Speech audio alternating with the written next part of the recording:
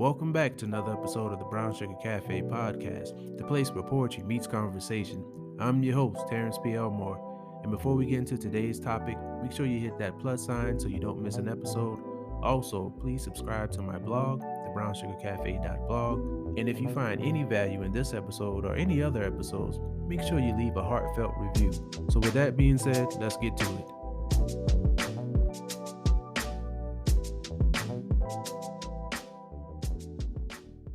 Welcome back to another episode of the Brown Sugar Cafe podcast. I hope that you all are doing well. Real quick, do me a favor. I finally started my monthly newsletter, so please subscribe to that. It's terrenceplmore.substack.com. So if you please take a moment to do that, I really appreciate it. We're still rolling with these guests this season, man. Hope that you're enjoying the season so far. And today we have another special guest. Go ahead and introduce yourself. Hey, what's up, world? My name is Curtis Caesar John. I am a filmmaker, but I am also a film exhibitor, and I'm the founder and executive director of the Luminal Theater. We're a nomadic microcinema that quite simply brings Black films to independent Black films, even more specifically, to different types of Black communities and Black neighborhoods that usually are lacking in constant access to Black art. Thank you for coming on. I really appreciate you taking out the time of your busy schedule. And when I mean busy, I do mean busy. You were on the go with all these festivals and things. I think we've been trying to coordinate this for the last couple of months, but I'm glad we were finally able to get it on the schedule. How have you been? I've been good. Coming off a really, as you said, very busy, especially fall, late fall, early winter season. We had this series that we brought back and expanded called Fresh Black Films, and that took us from. It's based on the Southeast and the Northeast United States, and so that obviously took us on many travels in 2024, and probably a couple more continuing into the new year. So, just happy to be kind of like had this January kind of be like just a collect yourself type of season and get our stuff together for the rest of the year. So I'm kind of enjoying this little lull. Yeah. Yeah. For those who may not be familiar, what is Fresh Black Films? Well, it's our emerging Black filmmaker series, and what we mean by emerging is that filmmakers who just they haven't like had anything like on any major platforms like a Netflix or Hulu or whatever. They obviously then don't have like a distribution deal to have the films in theaters either, and so they are up and coming filmmakers regardless of age. Because we've had filmmakers, one of our filmmakers this past season, Black Don't Crack, but I want to say she's probably in her late 50s, or mid 50s. Wow, yeah. Probably late 50s actually. But she just started getting into filmmaking a couple years ago and has talent. And so it's really just about number one, exposing them to the audiences in their region, and locally, of course, that means, but then also about just like giving them a platform to be able to show their work. I'll give you a perfect example. Actually, this goes with we did a presentation in Birmingham, Alabama, in November of 2024, and we actually ended up having, and this has happened before, but this one felt extra special. It was the premiere of this young person's film. He had been trying to get his film into different festivals. He just hadn't yet at that point, he has gotten into a few since then, but certain films sometimes are hard to sell in certain places. Yeah. And so one of the things, but we show and take things at different genres, and it wasn't anything crazy, but it had to do with grief, and it was dealing with Black men dealing with grief, which is something you like never see, right? And if it something is, we need to see, absolutely, it's something we need to see. Everyone needs to see. But then, even when we do, it's like usually like in a violent manner. Yeah. So it's projecting in many ways, and that's okay. That's part of grief, right? But not to get too deep into that. But the point is, we gave this young person a platform, and it really helped him understand how his film can connect with an audience.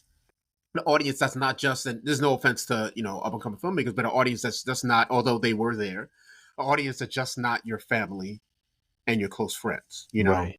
Do people get the drama in this particular part of it? Do people get the comedy in this particular aspect, so on and so forth. You know, and so that's a lot of what that series does, and that's what it's done for many of the filmmakers whose work we've shown. Wow. Congratulations. That's pretty dope. I just started thinking about how I've always been interested in film, and I've toyed with, creating a film myself, but never really, went to the lengths of fully writing a script and things like that. I've dabbled a little bit, but just thinking about that there's a place where somebody can be spotlighted and get an opportunity. How did you come up with that concept, and was there a pivotal moment that made that happen, or Well, this was the second time we did this series. The first time we did it was it wasn't supposed to be, but it ended up being during the start of the pandemic in 2020. yeah. We were supposed to literally have a live edition. It was only in New York at the time originally. We were supposed to have a live edition literally the week the country shut down, and so obviously we Yeah. didn't. And we pivoted that to virtual. But we saw the impact that had, and now that the Luminal Theater is based in South Carolina, um, and then also working with then a lot of in different capacities here in South Carolina throughout the regions, working with different filmmakers throughout the South and seeing their particular needs. We said let's work on expanding this, and so we took our time. We got the funding, and we expanded it to focus on filmmakers in the Southeast and the Northeast. Um, and to your point, it's really just about it's about giving opportunity. It's about Yeah. giving space and time and consideration. And we got a lot of submissions. There were a lot of stuff we couldn't show. Um, but at the same time, there was stuff that, we began submissions early 2024. There was one film that we showed in Newark in November as well, in Newark, New Jersey. And that film didn't make the first cut in one of our Northeast ones, but her film got shown in our final one, in our final Northeast one in November. So it's Okay. that's not. Yeah. So then it's always not about. And that's the thing. I think this as a poet, as an artist. Sometimes it's just sometimes about the framing of a particular program and thing. Yeah. Um, and for me, like as a filmmaker as well, like I always take things and or my team and all of us project this in what we do. It's like no just means no right now. That's You good. know, Yeah. Yeah. yeah, and it really does because That's true. sometimes Yeah. I'll give you another example. We had one of the filmmakers in our first New York edition. In our New York edition this in 2024. I'd been trying to show his work for like over 2 years, and it was just I couldn't get it to work in other places and other people's programs because that's a lot of what as a programmer, as a curator, we do is sometimes we if something is not working for us right now, we send it to other people we might work with, just so Okay. it's working for Yeah. them. In different, I mean, this person, his name is Jason Foster. I can say his name. Um, he's a dynamic filmmaker. Does many different genres, documentary, narrative, blah blah blah blah blah. We ended up actually showing one of his works in in the fall of 2023, but then was also able to show his work again in February 2024. So like literally couldn't show his stuff for like over 2 years. Just couldn't make it work. And then ended up showing his work twice in 5 months. You see what I'm saying? It's like Yeah. it just kind of depends on Yeah. what you're doing and how you can help exalt that voice. And I will also say, so it's not just me. It's not like it's it might sound that way, but it's not like we're playing favorites at all. I Yeah. have a team and we pick the films. It's not I've gotten overruled. And it's fine because it's a team effort, right? And so, Yeah, yeah. What's that process like when you all go to decide on a film, and you said sometimes you've gotten outruled? Like, is there like a certain criteria or like a check? I mean, if you can share.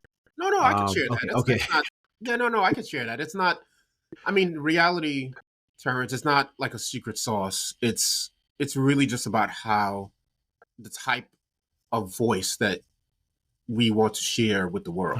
Okay, yeah. Um, and we have great programmers in our staff.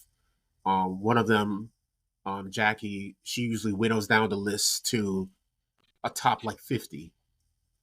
She's our Okay, special yeah. project manager, and then Janae, um, who actually headed up our audition in Baltimore too, where she's from.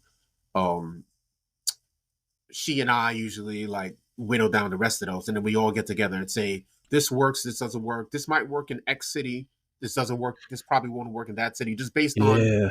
everything we know about it, the dynamics. Does it even work locally? Would it work in that local setting? Rather, um, yeah. And it's kind of really that simple. It's just we just talk it through, and then double check again, just to make Right. sure that we have it right. Uh, Right. yeah. And listen, I mean, sometimes I have the final word, and sometimes I don't. I like actually not having the final word because they see things I can't see. You Yeah, know, yeah.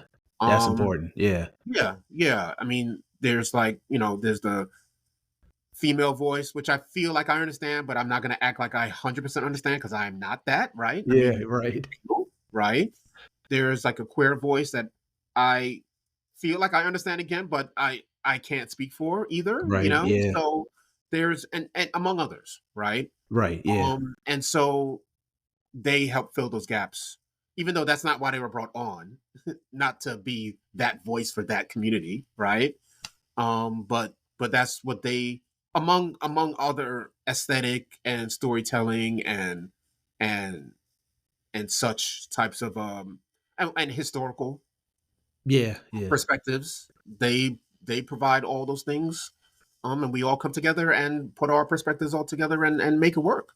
It's I guess it's not simple, but it is in many ways that simple. Yeah, it's Yeah. like when it works, it works. When you get certain people together, that's why I think collaboration and having a team is so so important, especially when you have people who don't think alike. Because, like you said, they expose you to things you may not have thought of, and it's just like, oh man, I never saw it that way. Like you really do have a point. Like from my perspective, it's one way, but from your perspective, I could totally see where you're coming from. So I think that's very important. I don't like, well, I shouldn't say don't like. It bothers me when people have a team of yes men and everybody agrees with what that one person says. It doesn't make any sense. None. It's total ego stroking to have yes people all Right. around. It's whack. Let's just call it what it is. Very. And it doesn't. It just and you see it. Yeah. I'm I'm not sitting here trying to insult anybody else's programming and things, blah blah blah. But you see cracks in some of the things that certain people or certain organizations and blah blah blah do because you Yeah. can tell it's just like it's kind of just coming from a singular type of voice or perspective, You can and tell. that's Yeah. corny. Yeah. Like that's not the world, right? Exactly. Exactly. That's a good point. I participated in the event that you did. You did a James Baldwin Centennial, which was a really, really dope event. It was a 2 day event. That documentary that you showed, I've never heard of that documentary before. And I started doing research before the event started. And I was like, wow, the Harvard University has this. And it's just like a big thing. How did you get your hands on that? And what made you pick that particular documentary? Great question. Thank you. A lot of what I do in my role is, there's the programming, yes. That's actually in a lot of ways the easiest thing. There's the fundraising, and then there's the communication with stakeholders and peers and such. Those are the three main things. And so just staying in communication with different types of exhibitors, programmers, that particular company that was helping find a market for that film. We've been in, well, I've known one of the heads of it for many, many years, for probably about 15 years now, I'm Oh, yeah. realizing. Wow, time flies.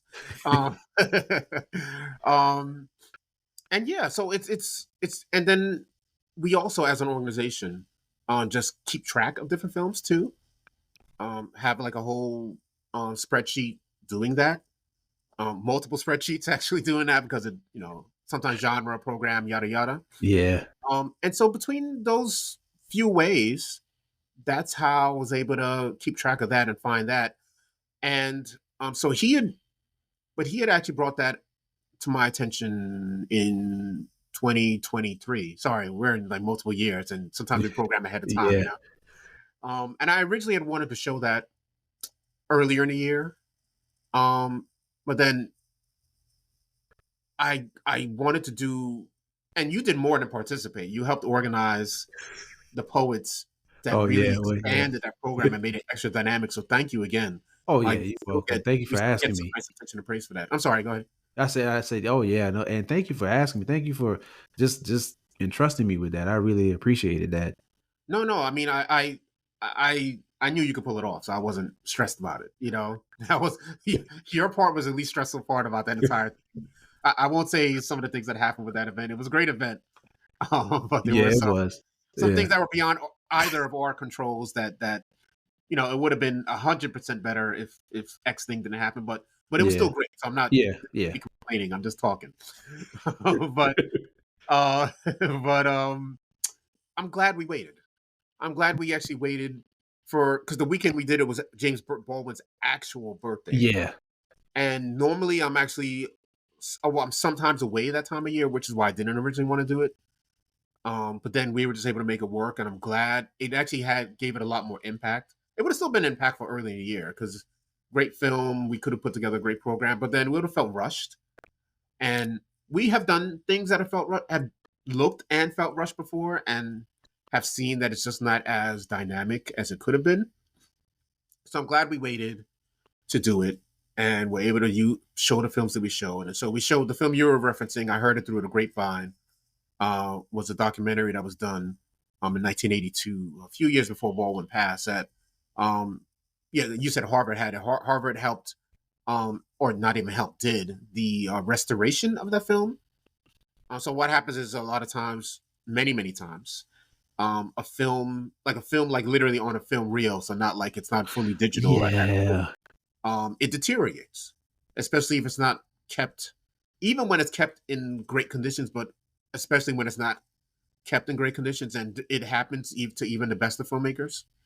It's just it needs help, being put to how it's supposed to look, to how it was originally done, but then even sometimes even better with the technology they have these days. And we're working another project to help do that with certain films as well that I can't talk about yet, but I can probably in about a year or so. Okay, Uh, yeah. but that all said, um, that film got restored in 2023, and was shown a few times around the country early in 2024. And as far as I know, we are the only ones who did it in South Carolina or in the Carolinas, period, which is good and bad. You know, Yeah, good yeah. because it gave us a great program, but bad because it should be seen more. Yeah. Um, and so we're trying to help other people try to get more access to it. A young programmer in Tulsa, Oklahoma, is actually showing it next month in for Oh, Black History Month, I guess. yeah. Not I guess. I mean, he's doing a different program. He's a great program, so I don't not trying to buttonhole him into Black History. Yeah. But it is a great film to show for Black History It Month. is, yeah. So even though technically it's not a black director, but it's a great sensitive storytelling, beautiful, James Baldwin's journey, just to let people know it's about James Baldwin kind of coming back to the South, retracing many of the places that he visited during the civil rights movement to see whether changes actually took or not. And him and his brother take that journey. It's really beautiful and dynamic. And yeah, I keep using that word, but it is. It is, yeah. And Yeah. we can so yeah.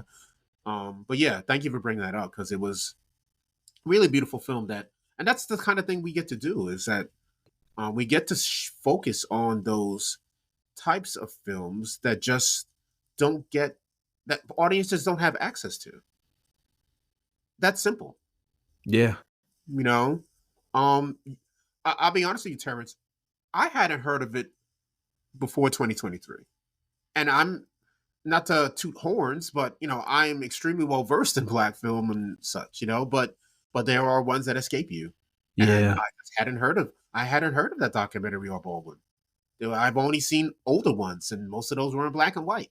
You know, Right, and I'm glad you came across it because, man, when I tell you that it was really good, and, like, the dynamic, like you said, of just coming back over here to the States and in the South specifically, Mhm. and seeing how things really didn't change, and seeing how even in this day and age, which is something we spotlighted at the event, how things are still similar. They've gotten better, but not so much. Sadly so. Yeah. Sadly so. How did you get into filmmaking? Well, I've always been interested in film. Like I was that kid, my parents would just leave me in front of the TV. I'd watch almost anything. Yeah, me too. Not almost anything. I don't mean it like that, but Yeah. I I'd be I'm aging myself, but I'd be up like when Gone with the Wind got restored, and that's a problematic film. So let's be real about that. But keep in Yeah. mind, I'm a little kid, and I'm hearing all this whatever around it, all this excitement around it, Yeah. Yeah. and it got restored, and I'm sitting there, middle of the night, unbeknownst to anybody else, watching it on I don't know what channel it was on because it was pre-cable. I'm talking. Well, we didn't have cable yet. Let me put it that way.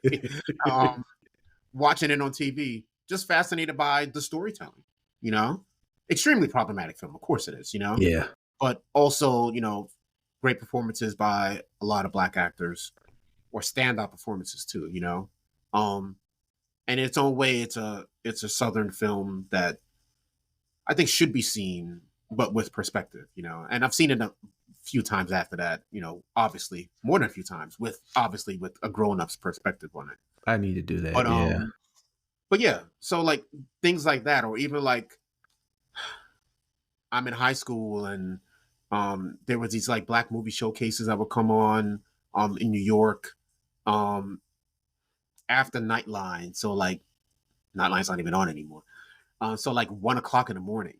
But like I never saw Cooley High. They didn't have it at my video store. So I'm watching Cooley High at 1:30 in the morning, even though I have to be at school, because I'm just obsessed. Yeah. I'm obsessed with I mean, especially with our storytelling, or storytelling around us. I mean, yeah, I watch many, many things. But I was always interested in storytelling and thought that I can tell stories through films and that for me is the most powerful way to experience it because of the moving image and all the aspects that are brought into it.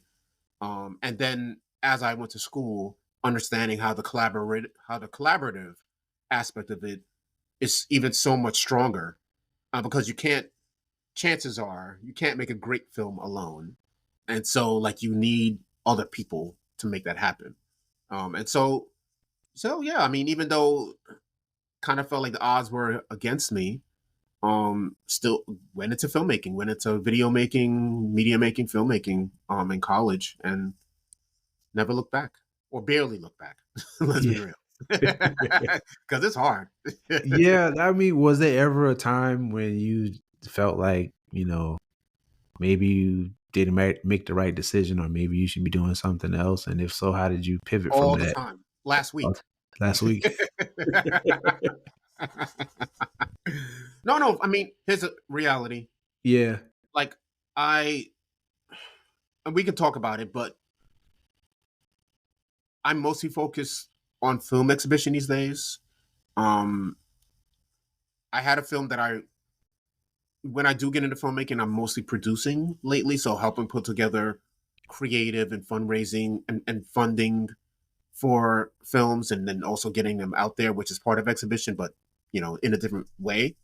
Um, so I haven't actually made my own project in over 10 years. I've just helped other people make their own projects. And I was supposed to be doing that. I have something I was supposed to be working on, and I just haven't been able to get to it. So when you ask me, like, yeah, I haven't been able to flex my creative juices in that way in a number of years. Just from a story I wanted to specifically Yeah. tell. Yeah. I love championing other people's stories. I mean, I do that as a producer. I do that as an exhibitor, right? But I just haven't been able to make my own things, and that's not even me complaining. It's just, but you see all these things, and you see all these fantastic films, right? And sometimes not even fantastic films. You see just films that have this like really original storytelling technique. Um, that maybe they're not great, but they they have this unique voice, man. And Yeah. like, why am I not doing this? Yeah. Why am I not still doing this? So it's extremely difficult. Um, but I love the work I do as an exhibitor. So again, I'm not complaining, but at the same time, I keep having that urgent need to flex my own creative voice as a filmmaker as well. So Yeah. Hey, probably all these years just taking inventory and sharpening your skills, man. Just gotta carve out that time and make it happen. I definitely support. yeah, yeah, no, thank you. Like it, yeah, and I have I have the support. I have people who I can Yeah. help that can help me make this happen. I literally have a friend. He's probably fed. I know he's fed up with me because we were supposed to get this done last year, right? But yeah, He's just waiting. He's waiting for me to Yeah. like. He's like, I got the equipment. Let's make it happen. Let's make this Yeah. particular story that he's helping me develop happen. And it's just, I mean, Timing is I'm gonna make it everything. happen. It's just, Yeah. I need to carve.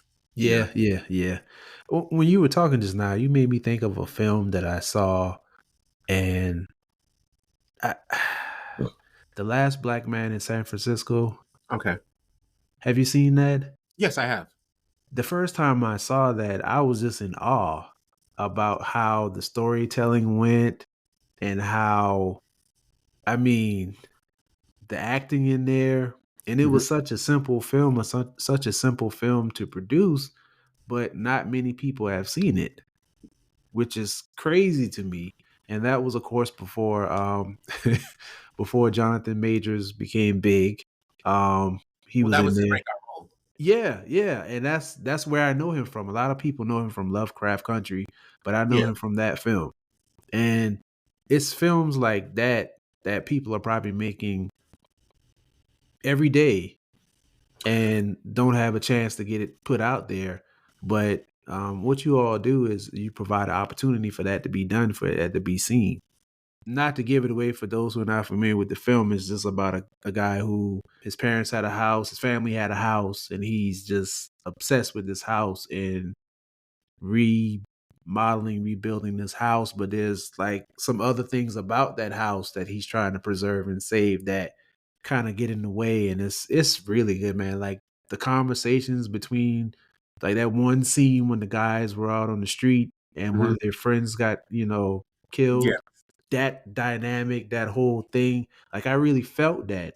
And I think that a lot of films that are being made like that, that have such an impact, such a real impact, I don't think they get spotlighted enough because, like we kind of talked about earlier, it's like it's not violent enough. And you know what's funny? Like you're saying, a lot of people haven't seen that film, and you're not wrong. But a lot of people also did see that film. That film did a lot better than most of the films that Yeah. we have mostly ever done. Um, that reminds me of something though. As you bring that up, part of what, even with the Fresh Black Films series that we have, but in almost everything that we do, especially when we're able to show like multiple films, like especially short films within one showcase, festival, whatever we're connected with at the time or doing at the time, I should more so say. Um, it's also about, we've actually worked over the years, and then also myself as just a curator, because I was doing this before. I formed the Luminal 2015 with someone who's not a partner with me anymore, and it was really because there were so many films and filmmakers that are doing really well now, and sometimes we were the first people to show their work, and these are like working Yeah. filmmakers, you know, and it's about, and I'm not saying we are not, to be very clear, we're not responsible for their success as a filmmaker, but we are responsible for ensuring that you know they got their work shown in multiple places, um, that often, especially when we're working within festival formats, to a 200 plus, sometimes 300 plus theater audience, that are full of funders, fellow filmmakers, budding programmers, film distributors sometimes, people who became film, it's just like there's Yeah. so many people that are connected in that room. Years later, that sometimes I didn't even know, years later, that sometimes they tell me, oh, I was at X thing that you had shown, and I had no idea this person was there, because it's 200, 300 people there, Yeah. Yeah. Um, so yeah, it's like, and those people keep supporting those filmmakers to get them into other places to help expand their careers. to boom, boom, boom, boom, boom, you get more and more work. So perfect example, actually, first short showcase I ever personally curated. Number of great filmmakers in that. But one of them contemporarily, especially you would know because he just directed that Color Purple remake from 2 years ago now, right? That Okay, was 2 years yeah. ago. It's crazy. About something like that. Um, Yeah, yeah. Bliss Buzale. I can never pronounce his brother's last name. Bazuele. Um, but he's a rapper, is slash was. He does so many things, but he's still that, of course. Yeah. Um, and he was working with another well-known filmmaker at the time, Terrence Nance, and they put together this short. It was mainly a video, but it was like a video for Blitz's music. But it was also a short film. Like, it was like a 15-minute music video. Yeah, yeah, So yeah. it was a music video, but it's also a film. And so, it definitely was cross genre in that way. And that was the first time that was the first time something, their collaborative work, to be more specific, had shown like in a big festival setting, and the festivals were at the time, they and some of the other filmmakers involved were like in the newspaper as well, and yada yada. And so like we had a great crowd for that thing, and again, like you get to see how your work is shown. It appears or is presented in front of a huge crowd, and it informs how you go about making X other thing because you see what works in a theatrical setting or even just in a big crowd setting. Yeah. We do, and I hope we have time to talk about this too. We do stuff that's not just like in theaters. Like a lot of what we do is not about presenting work only in theaters because we present work almost anywhere. We're about like kind of like stripping down. We love theaters, but we're also about stripping down that you have to watch a film in this setting Yeah, alone. and I love that. Yeah. So that's also very important. But anyway, but we can get back to that. But I keep coming back to this word, but it is that it's about the opportunity that you present for people to connect. Also, that's where I wanted to get to connect with other stakeholders to really help propel their artistic careers. That's very important. We've been talking about collaboration and connection pretty much this whole podcast. Mhm. Just being able to have those people in your vicinity. You never know what can happen. You and I met at a podcasting workshop, Yep. and look at what's happened so far. And who knows what's going to happen in the future? But just being in that same space together, we were able to connect and then later do something collaborative. And now you're on my podcast and we're talking about this, and this is exposing more people to what you do, and it's just an ongoing effect. We obviously haven't, not obviously, we haven't launched our podcast yet, but we're working on Yeah. it. Hey, everything is But coming, you man. got yours, and that's beautiful. That's the point. That's your point too, right? Yeah. Like it's like everything. Everyone is. So many of us are connected, and it's beautiful when we can make those connections even stronger, right? Right. Yeah. Yeah. Um, I have to ask you this. How do you feel about AI and Mm. filmmaking? It's a mixed bag. No, no, like very Yeah, seriously. it is. I don't use it that much yet in anything. Um, I like how it can help, and it's not with filmmaking yet, but I'm building up to it. I like how it can help you expand on things you're trying to say and work through. But I think, and this has come back to filmmaking now, I think like any tool, you should use the aspects of it that can help you build as opposed Yes. to the aspects of it that or just that make it everything that you do. Maybe that's confusing, but No, you said it perfectly. Yeah. okay, okay, all right. Yeah. Yeah. Because that's how I feel. I'm not against it at all because I've seen beautiful things that it can do. Yeah. I like Yeah. some of the art that you can create through AI and how that I haven't done that yet. No one on my team has done that. Not that I know of.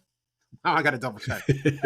But um, I like how some of the art it can build, Yeah, me too. Yeah. Yeah. but I don't like when it's really about for me. It's like passing it off as your work. That's my main issue with it. Yeah. It's like it's not your work, you know? Yeah. These things are, like you said, tools. I had a guest on and we were talking about AI as a whole. And it's supposed to be a tool just to enhance what you're doing, not take the place of, like you said. Yeah. I use it for like search and things like that, but I don't ever want to get into a place where I'm using it to help me write something to where I lose touch of what I'm doing.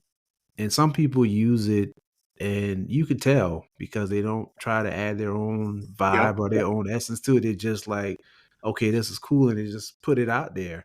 I just think overall people have just gotten too comfortable with things being too easy. And we all need things to help us, but don't let it replace. Can I say something? You have to be careful with the search too, because I Yeah. remember the first few times I used it as a search tool, I was like, this didn't feel right, and I was searching something I didn't know much about, but I think I knew enough. I don't remember what it was, but I knew enough about it to say that line three Mhm. or four of this particular information it shared didn't feel right, and I Yeah. looked, it was 100% wrong. These particular things that didn't feel right. So even as a search tool, it's like, I mean, maybe it's more refined now. I'm talking about like maybe 6, 7 months ago, maybe a little. No, it's probably about then.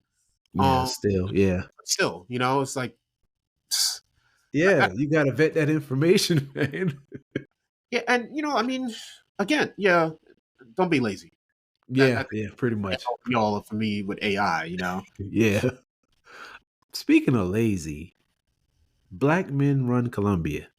Oh, opposite of How lazy. Yeah, I'm somebody who runs occasionally.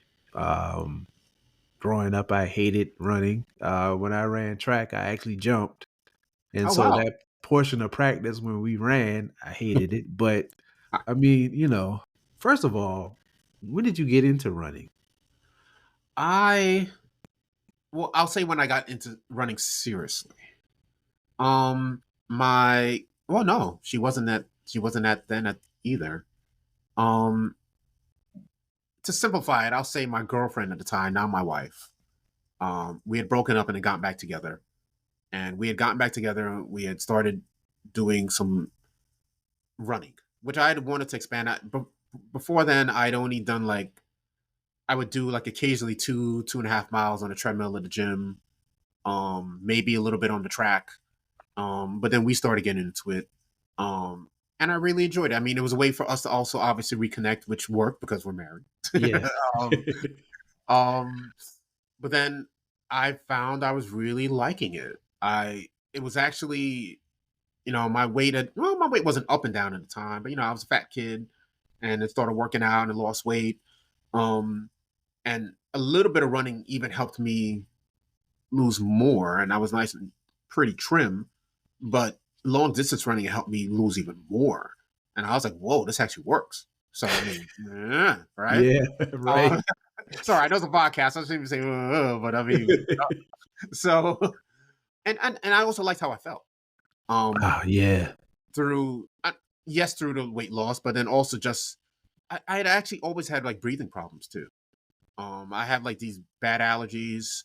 And so I always felt like it would inhibit me wanting to run. But then as I started running more, and that's the thing, that's a beautiful thing about running. The things you think hold you back a lot of times actually, once you get past that point, you actually break through. You can break through. I mean, Yeah. I don't want to speak, I'm speaking generally, but like sometimes you might have knee issues, and sometimes it's just because you actually aren't running enough, honestly. That's also what happened to me, like I said, with my breathing. And so, yeah, so that's what I like about it. It's just sort of build up. But I will say, I started doing um 5Ks and then 10Ks. 10Ks are like 6.2 miles. I saw you at your 5K. You looking good during that 5K, bro. So you got it Man, still, you know.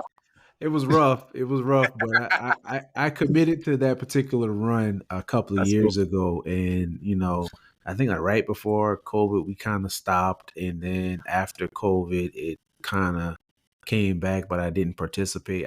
Yeah, I did it the year before that, Okay. and I just decided to recommit myself to that breast cancer run. Yeah. I haven't done a 10K yet, but I want to get back into because it was a point where I was trying to do. different 5Ks to kind of have something, throughout the year.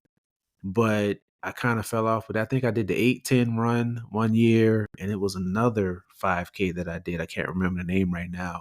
But yeah, I just recommitted to doing that. My Good. big thing that I want to do is I want to do the Cooper River Bridge run, but Oh, yes. uh I don't probably not this year, but yeah. Why not? Why not? No, like seriously, why not? Cuz It's in 3 months. A yeah, little. You I can do don't it. of course you're going to say that. Hey, can I? You know what? Here's the thing. Yeah, I just said this to somebody earlier today, actually, on Threads of all places. I don't mean it like that. Threads is actually great. yeah. Um, Even if you don't sign up for Cooper River, sign up for a 10K. Commit yourself to doing it. I mean, the money commitment is a commitment too, right? That's part of it. And then that'll propel you to training for it because it's that you don't want to waste your money and your time, Yeah. right? Yeah. You do that, you get the training.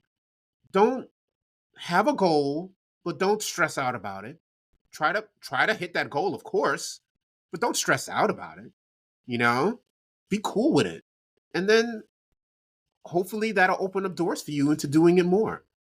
It it is that simple in that regard. I'm not saying it's simple to do the run or the Yeah, race yeah. or any of that stuff. It's let's be real, it is not simple, but it's kind of like what I was saying about the breathing and other Yeah, physical yeah. other issues.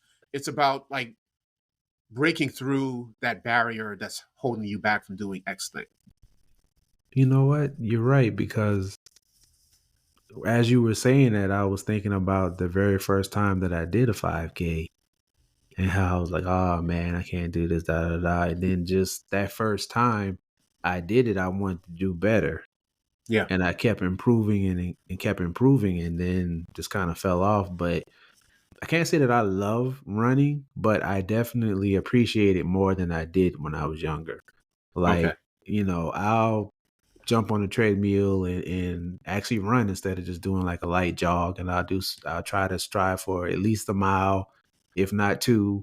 But yeah, yeah, thank you. Cause you really made me realize like, yeah, I've done it before. It's just an extra couple of miles.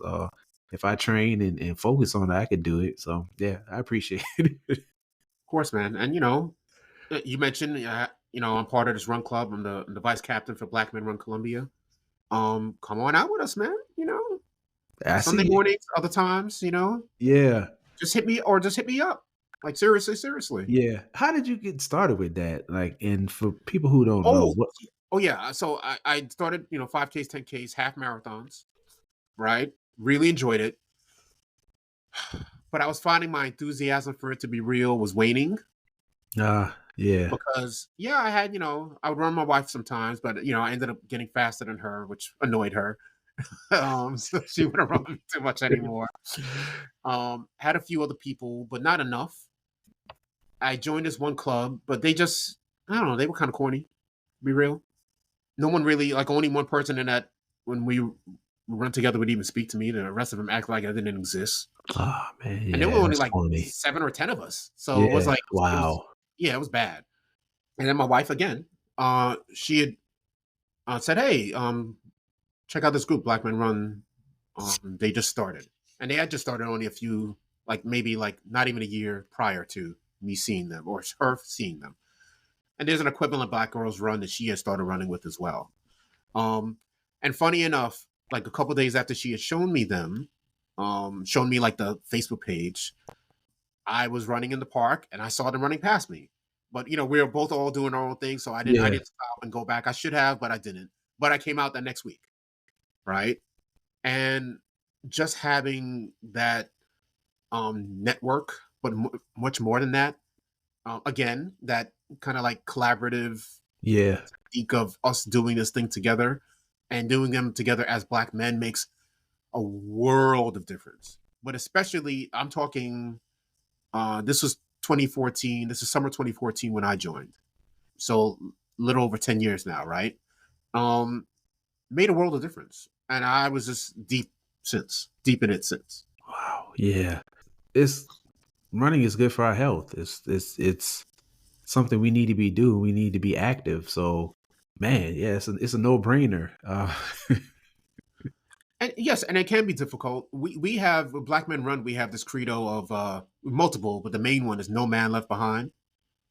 And so even if we technically leave you a little bit behind, like might go, someone will always come back, especially for us. Yeah. We'll Wow. always come Yeah. back and make sure that you finish. We'll check on you. We might go a little back and forth. A lot of times I do that. It's like I'll go a little bit ahead because I'm trying to do a little something for myself, to Right. be Yeah. real. And then come back and make sure that you're okay, that you finish, or make sure that somebody is with you. Maybe not the entire whatever miles we're doing. Usually, if you're starting off 3 miles, if you need to do less. Just to be real, it's okay. It's more than okay. We're not. No one is judging you. And yeah, that's it. We'll make sure that you finish. And if you need to walk, you walk a little. If you need to, we prefer you run. But if you need to walk, you can walk. You take a Yeah. break. It's it's all good. Because you can take breaks and races too. Man. Okay. You may see me out there, or I may hit you up. I don't know when. But yeah. Open door, bro. No, no, like very very seriously, Yeah. very very seriously. Open door. Okay. We're gonna be there. Yeah, I We're appreciate that. Yeah, because when because I believe I had started seeing just different pictures you were posting, mm. and then I saw like a group picture, and I recognized some of the guys who Oh were in the wow. picture, and I'm like, oh, this is a running group. I'm like, wow, black men running. This is pretty dope. And I That's used to be a very active person. I'm still kind of active now, but like I used to work in a building that had 4 flights of stairs, and I took the stairs up and down every day. Like the only time you would catch me on the elevator is if I was helping somebody with something, or I was carrying something upstairs, or say it was like really hot outside and I had to park far. I'm just like I'm not walking up these stairs. But I would, walk up and down the stairs, and like I said, I got into the 5K thing, got into the running. And matter of fact, now I'm even thinking about it. When I used to, because where I used to work, we had a gym, and then there was a track outside, and so I Ooh. started walking and running with some people. So when I started that, man, this conversation is helping me, because when I started that 5K, I became more open to running and walking, and I started enjoying it. So all I have to do is just get back into it. Wow. Yep. Man, thank you. It even helps to, I know this is anti South, anti Columbia, but it even helps to like park a little further sometimes. you Oh, know? I do that anyway. Like Okay. I've always, since I was younger, Mm. like I may go down one time, just depends on how I'm feeling to see, Sure. if something closer. But for the Sure. most part, I come in and I'm at the back of the parking lot, not too Okay. far, like where your Yeah, I car don't is just yeah, I sitting don't out mean there. Yeah. like way, way, but I mean, Yeah. but yeah, yeah, But I've yeah. always done that, man. I used to get complaints from my friends and stuff. They're like, "Hey, man, I'm like, hey, man, we young, man. We can walk. I mean, we don't have to be right at the door." So yeah, I try to do that, man. I try to, and like whenever I'm someplace where there's stairs, I go for the stairs. Mm. That's just habit. It's like there's an elevator, and it's like, let me take the stairs, let me get these steps in, and like I said, we don't always move like we're supposed to. So whenever you have that opportunity, it may seem trivial, but if there's a flight of stairs, just take those stairs. It helps. It does. Before I let you get out of here, what's one thing about you that a lot of people may not know that you wish more people knew? Well, I don't know if I wish more people knew this, but I'll share this thing about me. I am a deep comic book nerd from way back. From I'm definitely aging myself now. From I guess I'll say like mainly the late '80s. You know, Oh yeah, yeah, yeah. yeah. I go and I still read as well. So that's most people don't know that, but I'm very well versed and very Oh knowledgeable man, about that's comic cool. books. Yeah. Yeah. Oh man, now I know who to call when because I want to have you on my other podcast, Pass the Remote, and I Oh, think we were thinking about doing like a Marvel tournament type thing. I'm your man. Yeah. So I'll yeah. got the perfect. I'll definitely hit you up for that. Man, no Yeah. doubt. Is there anything before I let you get out of here, for real? Is there anything you would like to share, or let the people know how they can get in contact with you? Let the people know how they can support Luminal Theater or anything you're doing. I appreciate that. Thank you. Well, you can find the Luminal Theater most everywhere. Our website is Luminal Theater. That's theater with an ER, not an RE. So luminaltheater.org. Luminal spelled Luminal. And that's theater, theater.org. And then we're at Luminal Theater on Facebook, Twitter. Twitter's not that hardcore, but nonetheless, and on Facebook as well. Or Instagram, sorry, Instagram, Facebook, Twitter. We're at Luminal Theater. Go to our website, check out our blog, especially. We have mainly one blog writer who writes really sometimes scathing, but then also very insightful reviews and insights, and just look backs on certain films. Sometimes, a lot of times, older films or just not new films, but also new stuff. Like he covered Rustin last year, which he really didn't like, but you know, it's his perspective. Right. I didn't care for it either, but that's not what I'm saying. I hadn't seen Um, it yet. So that's neither here or there. But check out our blog.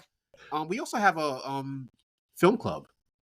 So that okay. club meets virtually monthly. We show a film. Um, we have a film that we present virtually, and then we come together on towards the end of the month. Sometimes we shift the days, but once you get on our mailing list for that, you'll get the emails about how you could connect with us. And so we just talk about black films or black subject films, international ones. So definitely ones about from the United States, but then also black European, black um, Caribbean, all around the world, international, like I said. Um, so yeah, so check that out as well. And yeah, you can find out a lot about me and all those places too. But if you want to see a little bit more of what I'm about, just check out my Instagram, or I guess my threads too, since I'm on there a lot.